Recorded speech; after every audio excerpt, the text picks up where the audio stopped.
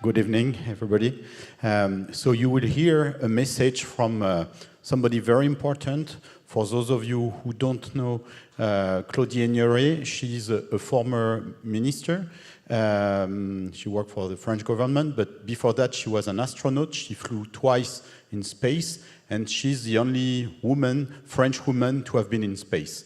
So she couldn't be here today, but you will hear a very important message that she recorded for Sustainable Brands, and she will tell you about the very precious relationship between astronaut and the Earth. So I will let her explain, and we'll continue together afterward. Très souvent, j'entends la question, mais quelle planète allons-nous laisser à nos enfants? Et très souvent, moi, je retourne la question en disant, mais quels enfants allons-nous laisser à notre planète?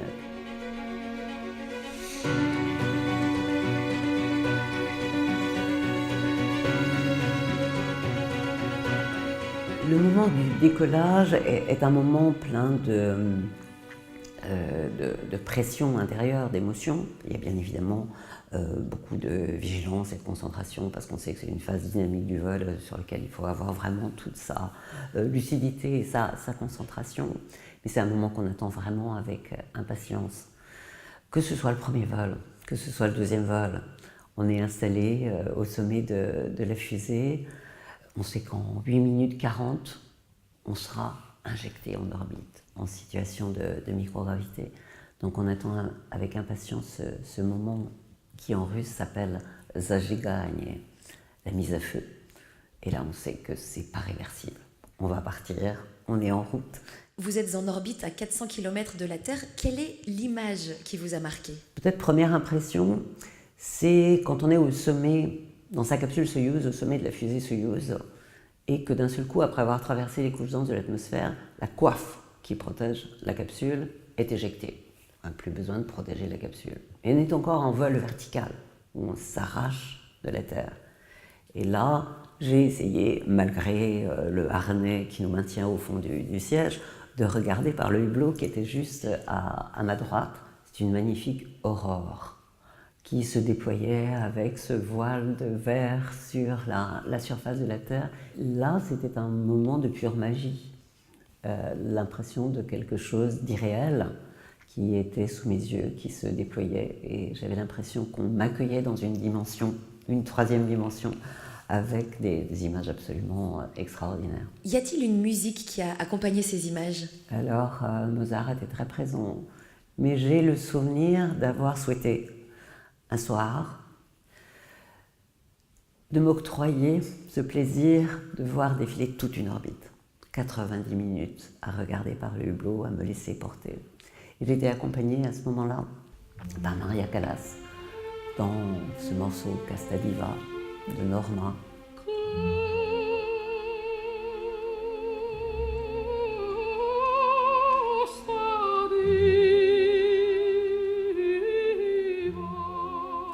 Et j'avoue que ça a été un moment probablement d'une forme de transcendance par rapport à ce qu'on est, un petit être humain ou un membre d'équipage qui regarde par le hublot.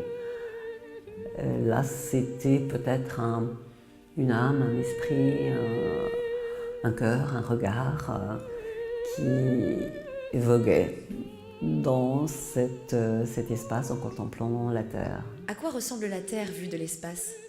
Une planète dans sa beauté, sa fragilité, sa poésie, sa finitude, dans un cosmos noir, mystérieux, hostile, infini. Et ces traces de vie sur cette planète. Et on se laisse porter, nous, êtres humains, à distance de cette vie sur la planète. Et on l'accompagne, on s'en remplit, je dirais, le cœur et l'esprit. La nuit, c'est lumière sur les bordures des continents.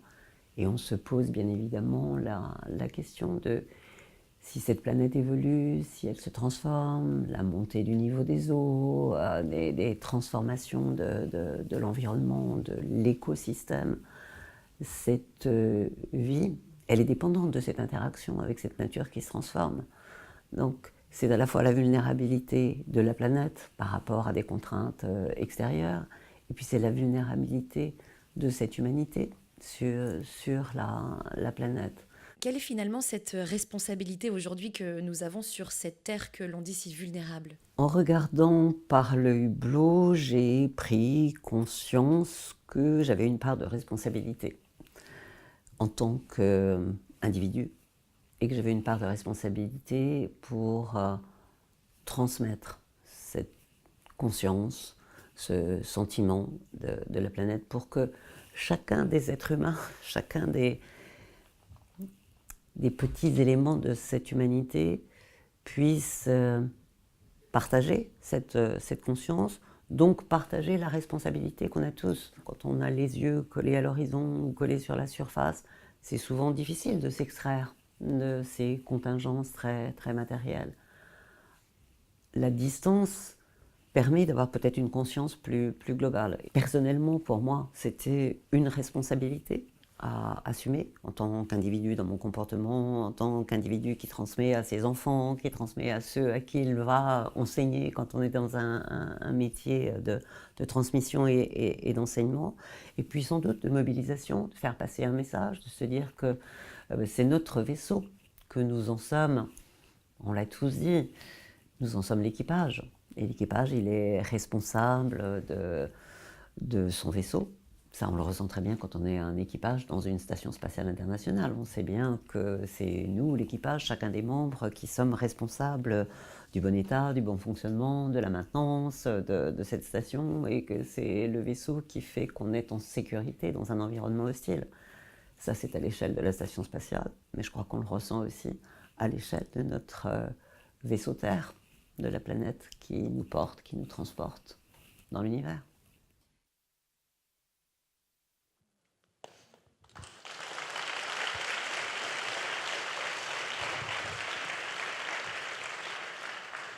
So, as you discovered with this video, astronauts have a very specific message to deliver us. And 23 years ago, a friend of mine, Michael Bocara, offered me a book where there were text and photos taken of the Earth from astronauts. And I was amazed by the images, but I was amazed by the poetry of the messages of the astronauts. So I started to dig into that to understand what happened to them over there. And I found out a concept called the overview effect. And a psychologist and some specialists of space interviewed many astronauts and found that when they were in space with the combination of weightlessness, silence, fear, and the exposure to the Earth, the beauty of the Earth, they had a kind of ecstatic experience, mystic experience that profoundly changed them forever. And when I found that, I say, okay, I know what would be my mission in life is to make everybody experience this without going to space, because it's not very ecological to send everybody to space. And at that time, I also found out that the most profound experience you could have of the overview effect was when you get very far away from the Earth, and there were only 12 men that went to the moon, and for this, the view of the Earth from the moon was even deeper. And the problem, there was no satellite that was capable of filming the Earth at that distance. And in 1998, so 21 years ago, Al Gore, who was vice president of the White House, imagined a satellite to film the Earth always lit. Unfortunately, it was stopped afterward by George Bush. And I was very depressed because these images could have been the vehicle to propagate this overview effect to everybody. So at that time, I switched my methodology and I started to write some novels. It's called Blue Century, Siècle Bleu in French, where I imagine what Kirstine told you, the Blue Revolution, meaning that if we combine the power of dreams and the power of action, and with a grand vision of the Earth, which is, as Claudie said, our spaceship, our common good, the ultimate common good, this could guide us toward the great transition that we're all looking for. So I wrote into the book how basically these images could change the world and try to make truth, reading the novels, the experience of the overview effects to the reader. It kind of worked because many readers were profoundly touched by these books, but I was still missing the images to make that in the real life. And the good thing about dreams, sometimes they come to reality. And after publishing the book for the first time some years ago, I learned that the satellite that Al Gore imagined was actually going to go to space in a very far away point called Lagrange L1 point, which is 1.5 million kilometers away from the Earth, 4 times the distance between the Earth and the Moon. So this satellite arrives there in 3 years ago, and basically nobody was doing anything with these images. And this satellite was taking 10 pictures per day of the Earth, but not really a movie to make you experience the overview effort. So I teamed up with the friend who offered me that book 20 years ago, Michael Bocara. We created a project called Blue Turn, and the idea was to, based from these images, recreate the video of the Earth turning from space. And from that project, that was really the first time we saw a video of the Earth turning, because as we are sitting on it, and there is only one point where the Earth is always lit, and it's easy to stay on that point. There was no images like this. And today, you will make the experience of looking at the Earth from that very distant point. So imagine yourself now 1.5 million away from the Earth with the sun on your back and the Earth in front of you, so relax. And to accompany these images, and as a tribute for Claudie, we chose to use the music she mentioned. So it's Norma from Bellini, interpreted by Maria Callas. So you will enjoy a tour of the Earth. It will last around 5 minutes. And so just relax, enjoy being in space and looking at Mother Earth.